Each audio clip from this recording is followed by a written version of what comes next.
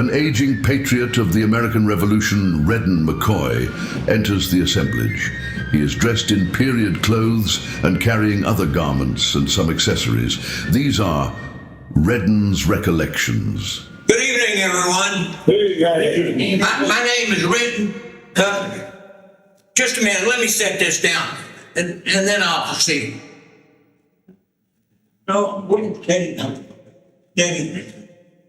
Good evening again, everyone. Good evening. My name is Redden McCoy.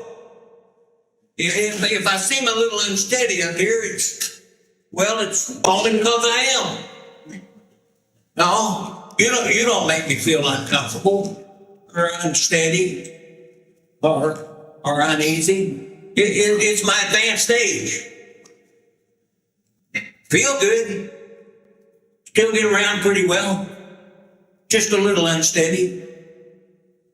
Speaking of advanced age, would anyone here care to guess how old they think I am? No? Well, I turned 75 just about a month ago. September 29th, exactly. And a quick sighting would determine that this is October of 1832, and a quick sighting would determine that I was born in 1757. That's not proof. That's not proof of my age. Proof of my age comes from the register of the time made in my father's prayer book. That prayer book's now in my possession. I was born in that part of South Carolina that's now called the Marion District, where we lived till I was about 12 years old. In 1769, my father settled in that part of Redden County that's now called the Sumter District, where I've continued to reside ever since. You know, if you had a 1825 Mills Atlas, you'd find a map in there that shows the precise location of my home, which is just about 10 and a half miles from here as a crow flies. Of course, if that crow has to walk and pull a carriage, it's nearly 15 miles. I like to think that perhaps I made that carriage ride a little smoother. When in 1798, I served as a road commissioner on a successful petition to the South Carolina Senate to build a new road in our area, smoothing out that carriage ride. Both my farm and home, and this is just a little background, both my farm and my home are situated in what was once called Claremont County. Claremont County was formed up, I think, a couple of years after our Revolutionary War, around 1785, excuse me, 1785, and much of it's bordered on Clarendon County at the time. Claremont County didn't grow that old. In 1800, Clarendon County, and Salem County were merged to form the Sumter District. And many of my neighbors and I, though, those who've been living there a good number of years, still refer to our district as Claremont County Sumter District. Do any of you refer to your district as Clarendon County Sumter District? Well, for me, old habits are hard to break. And goodness knows, there's a lot of jurisdictional changes to keep track of in all those many years going on in South Carolina. Well, enough of that. That's not really what I came to talk to you about. What I came to talk about is what I said down here a few minutes ago. Well, not exactly, but it's certainly related to that. Why do you suppose that I dug out these old clothes and other gear that I've had stored in that trunk of mine for around 50 years? Anybody have a guess? No? Well, it's to help prove up a claim. Let me explain. I was recently told the news, published in the Columbia Telegraph, that the U.S. Congress had passed the Revolutionary War Pension Act of 1832. And I understand that that Pension Act awards full pension benefits to anyone that served for at least 2 years, conditioned only on you proving up your service record. I think there were some partial benefits for those who served less than 2 years, but anybody served 2 full years get full pension benefit. Well, that should apply to me because I served the better parts of 7 years. And I thought that I'm meeting with my neighbor, Judge William Potts, tomorrow, who's agreed to help me prepare my pension application. I think he's done this before. And I thought I should probably arrive prepared with an account of all of my service record to share with Judge Potts tomorrow. You got to make his job a little quicker and easier. And I thought that, well, though I've made an account of many of those actions that I participated in, but I thought, well, maybe donning these old clothes or other gear that I was wearing when I came home from the war might prompt me to recall more than I otherwise would recall about my military service. Don't know if that'll work. Well, let's find out if that works, or even if they still fit. Well, here I have an old hat, and one of my good friends says, "Well, Redden, that thing's not even going to fit you anymore. You got the big head ever since you served in the milk conditioner." Well, he's wrong. Well, my head may have gotten bigger, but probably got less hair. And here's an old honey pot I got in there. That thing's been in there 50 years. I don't even know if I washed that before.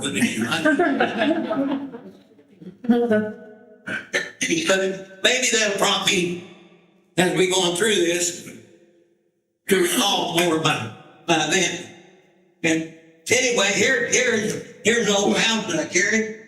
Oh, here's a pouch I carried. Not the belts in there someplace for it. But this has got a game of drafts in it. So we should play, sit around the campfire sometimes. Wait. And here, look here, I've forgotten that's in there. That's a compass and a sundial. I could probably use that. Who knows, the way I'm forgetting stuff, I may need it just to get from the parlor to the bedroom. Here's one of my favorite keepsakes. This old wooden canticle. Probably dried out so much now that it probably won't even hold water. I hope I can make my story convincing enough that it'll hold water so I can get on that bed. Anyway, right here it's got Marion's Brigade, South Carolina. I think a friend of one of my little sisters painted that on one of my last trips home in 82. Best I remember. Anyway, that's one of my favorite keepsakes. I don't know how many details will be needed by Judge Potts, but I'm just trying to give him an account of all my recollections that I can come up with of military service from 1775, when I was first enrolled, to 1782. I hope my memory will serve me well enough. I can at least qualify for that pension application. As I said, I have already prepared some of the accounts of my military service that I'll share with you and Judge Potts tomorrow. And while we're going through them, if I happen to think of maybe some other things or maybe my memory is jogged a little bit, I may make a note of them too. That is, if this trimmer in my left hand doesn't keep knocking the writing instrument off the desk. Some of my friends say, Redden, that trimmer is a product of the war. I say, well, no, I just think it's one of the other, goes with the other infirmities of old age. What do you think? No? Well, let's start at the beginning. I don't even think I want to use inspector. Let's start at the beginning. Like I said, I've made some notes that I'll refer to, may read them, and then if we come up with something else, I'll make a note of that as we go along. This is what my earlier account says. The best I remember, I entered the service for my first draft in the latter part of 1775. That, of course, was in my home college right here in South Carolina, sometime around my 18th birthday, as I recall. I do remember this. I was enrolled in Captain Moses Gordon's company of Colonel Richardson's regiment, commanded by General Richard Redden. Now, is that right? I seem to recall that there was General Richard Richardson Sr., but I think he became a general much later in the war. And I know he had a son, Richard, but not even sure. I'm not even sure that he was in the service at that time. You know, he had another son, Patriot, is now his name, who became governor of South Carolina. I should remember that. Almost a neighbor. We don't live that far apart. That's where I can't recall. But Judge Potts, who's about 10 years younger than me, he may remember a little better. I'll leave my note the way it is for now, but I'll ask him tomorrow what he thinks it was. Anyway, there was no active military operations in South Carolina going on at that time. So we just stayed a month or 2 months at that time, after which we were released and sent home. My next note reads, from this time after being enrolled and sent home until February of 1779, I was frequently called out for a month or 2 months at a time under different officers, but the time or length of my service I cannot now distinctly recollect. I do remember being called out one time in 1779, and we were marched from Charleston to Savannah and back to Charleston. But I think that was much later in 1779. Let me make a note of that. I recall that during one of the many times I was called out, let me go back to February of 1779. I was again drafted and went under the command of Captain Nathaniel Moore, whose first lieutenant was John Jennings. The other officers not now recollected. The field officers of the regiment were Lieutenant Colonel Singleton and Colonel R. Richardson. Well, there's Colonel Richardson again. I'll have to ask about him. I'm pretty sure this was Richard Richardson Jr. in 1779 because I think Richard Sr. was a general by that time. I was with Captain Moore's company when we marched from Charleston to Perrysburg and then on to Hamburg, opposite Augusta, where we remained 2 or 3 months under command of General Williamson. While stationed there, detachments frequently sent to the other side of the river under the command of Colonel Hammond, after them being stationed in Augusta. I do recall recollection that one skirmish whilst there that I recall was a place called Spirit Creek. I was not engaged in immediate attack, but was placed on the flanking party to prevent surprise to our company. In this expedition, I served under Captain Shadrach Edmonds, or maybe his name was Edmund. I cannot distinctly recall. I do know that in this skirmish, 8 enemy were killed, 6 prisoners taken, but no officers, you know. Oh yeah, there was also a skirmish at Briar Creek during this time, at which we took 6 or 7 prisoners. Let me make a note of that. Afterwards, General Richard Williamson and his army returned to Charleston in advance of the enemy under British General Prevost. Prevost remained a short time before the town and then retreated up Stonewall River to Savannah. On this enlistment, I continued on duty in Charleston until a short time before it was taken by the British. On this tour, I was out of active duty as first sergeant for 1 year and 2 months. Let me make a note of that time. As I recall, I was then relieved by new draft and sent home. While I was home on a short visit, I heard the surrender of the British General Henry Clinton on May 12th, 1780. For some reason, I sometimes want to think it was Lord Cornwallis, but that's not correct. Cornwallis was second in command. General Clinton, only later did Cornwallis assume command when General Clinton sailed back to New York. Of course, it's believed by many that that was one of the greatest defeats by the Patriot cause and one of our saddest challenges. Due to the surrender of Charleston, many South Carolina militia units and all the active Continental units in the colony that were in Charleston at the time, and most of their officers became prisoners. Some were later paroled, including General Richard Richardson, due to his failing health. He died a short time later, as I recall. Here's what I said in an earlier note about this.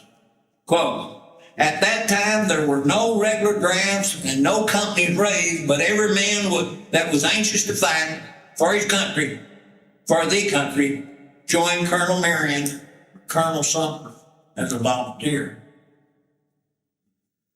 A little of my prior war experiences, even as a first sergeant, during the 5 years preceding, it prepared me for what was then to come. Let me note. As I recall, it was the late summer of 1780, about the time that General Gates came to Camden, that I left home and traveled by myself to join Colonel Francis Marion and his brigade of South Carolina militia.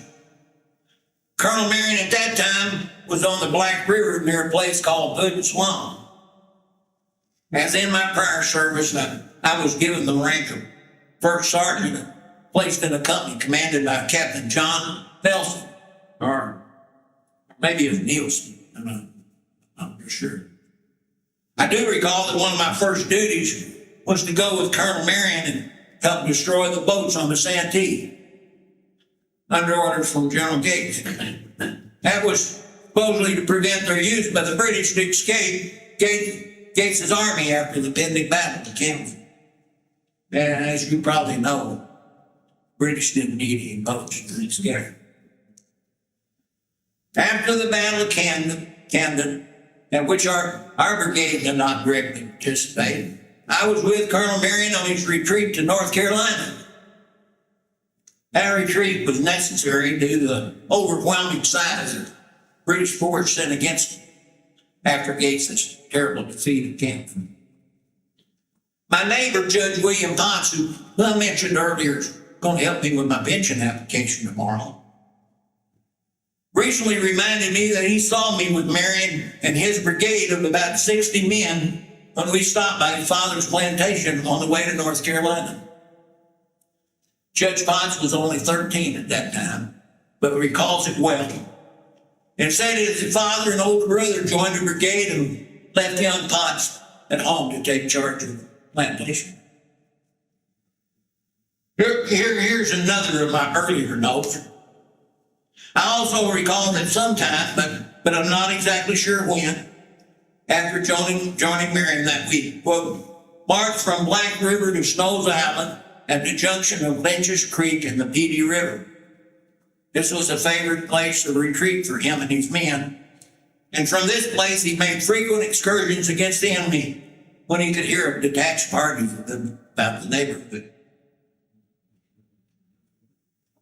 I was still with the brigade when we went against and defeated the enemy at Black Mingo in September of 1780.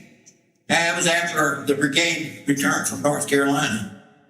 We returned to South Carolina when we learned that the large force sent against Marion had been recalled.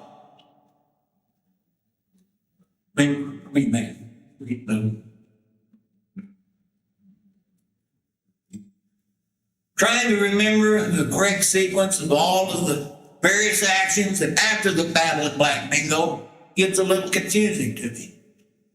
I, like most of my compatriots, didn't carry a journal, and there was a lot going on at the time. Plus, as I previously said, that was a long time ago. Let me see if I can recall some of them in no particular order that might help support my pension application. Perhaps I can sort the order out and add some approximate dates a little later. I'll probably make some notes and go along. I remember one time Marion came under General Greene and marched up the Santee toward Camden, crossed the Santee and joined Sumter and Hampton at Orangeburg, and attacked the British at Sherbrooke's plantation. Now I recall something that helps me clear up my earlier confusion. Colonel Richard Richardson, Jr. commanded the Berkeley County Regiment of Militia at this engagement. And my company was under Captain John Nelson, was attached to Colonel Richard Richardson's regiment at Sherbrooke. I was sure that I'd served under Colonel Richardson, Jr. at some point, if not in that earlier engagement. I just couldn't recall it earlier. Maybe this honey frog shocked my memory a little bit.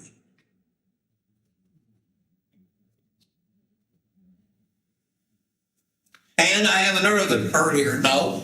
I was also with Colonel Marion pursuing Watson from the Santee down Black River to Georgetown. We attacked him several times in the rounds, and this I'm quoting from my earlier note. We attacked him several times in the rounds, and firing upon him, but being inferior in number to the enemy, scarce of ammunition, we had to retreat and intercept him again at places favorable for attack. Oh yeah, I was with Marion at the taking of Fort Watson at Scotts Lake with Colonel Lee, as well as the taking of Fort Mott by Lee and Marion. We could talk about those two engagements for some time, but you've already heard me and Ford talk about the fort not too far earlier today. And last year, there was the taking of Fort Mott. This backdrop shows Fort Mott there. That might be interesting for you to observe. Now, I really don't need to add anything to my brief account, and it should be sufficient for my pension application. Besides, I have an affidavit to support my account of these two engagements of another soldier that was with me in those engagements. I also was at the evacuation of Georgetown and the taking of 80 prisoners from a student at Simmons Plantation. Spell Simons, but it's pronounced Simmons, I think. And I was also at the attack by the British when Biggin Church was burned. Let me make a note of that. One more thing. I was at the Battle of Stono and the Battle of Quinby Bridge. And I was with Marion at Georgetown when his nephew, Gabriel, was captured and killed upon the enemy learning that Gabriel was Colonel Marion's nephew. A sad day. Here's one of my last notes that I made earlier this week. I well recall that in early September of 1781, that I was attached to a party under the command of Lieutenant Lewis after some Tories who were committing depredations about Camden. Whilst there, the Battle of Utah Springs took place. I rejoined Marion the second day after the Battle of Utah at the same place where I left him. There were many other small skirmishes, the times and places I do not, after 50 years, with any detail recall. My final note from earlier this week: I continued with Marion in the neighborhood of Charleston until within a week or a fortnight of the evacuation of the British in December of '82. I was at home on a short visit and with the intention of returning, and was about to return when I heard that Charleston was evacuated. I then learned the troops would be dismissed and did not return. From the time that I joined Marion in the fall of 1780 until December of 1782, I was constantly with him and discharged the duties of my company as first sergeant. I was never at any time being absent for more than a few days when I visited home. Should it be important to my pension applications? Some of the other officers' names that I remember serving under include General Lincoln, General Huger, Colonel William Washington, Colonel Lathorst Harry Lee, as well as Colonels Worry and Maine. Although it is impossible for me to find living witnesses at this time as to the precise time and that I entered the service or how I served in the different periods, I trust that my recollection, together with the 2 affidavits which attest to my Revolutionary War service, will be enough to qualify me for my pension recently passed in the U.S. Congress. One of the affidavits will be from Judge Potts, who I said earlier recalls seeing me with Marion when our brigade retreated to North Carolina after the defeat of Gates of Camden. And Judge Potts also affirmed he saw me on other occasions when he visited Marion's camp on Snows Island and other places near his father's plantation. As I mentioned earlier, I also have the affidavit of one of my brigade compatriots, William McIntosh, who lives in Salem County, Sumner District, and who served with me at the takings of Fort Watson, Fort Mott. Well, I guess that's about it. Unless you have some questions, I'll bid you good evening.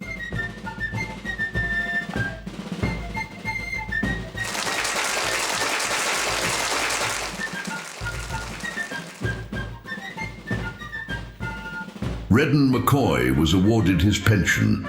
In 1840, Redden was one of the 319 that remained on the South Carolina census of pensioners, 13 of which lived in Sumter District. He died in 1843 at the age of 85. He is buried in the Brunson Pringle Cemetery near Sumter, South Carolina. His grave marker reads, "In memory of Redden McCoy, a patriot, a Revolutionary War soldier, and a Christian. He lived respected and died lamented." The entirety of Redden's Revolutionary War experiences took place over 7 years and were in the Southern campaign of the war. Much too much of the popularly acknowledged history of the war ignores the Southern campaign and its role in the defeat of the British. South Carolina, for instance, was home to more battles and skirmishes than any of the other colonies. The accomplishments of Francis Marion and his brigade kept Lord Cornwallis from quickly ending hostilities in the South. It took over a year before Cornwallis moved north, giving Washington time to grow his army, that resulted in the defeat of Cornwallis at Yorktown, effectively ending the war. The Revolutionary War engagements that are cited in Redden's Recollections were taken from the Southern Campaign Revolutionary War pension statements and rosters, more specifically the pension application of Redden McCoy, S7198, transcribed by Will Graves.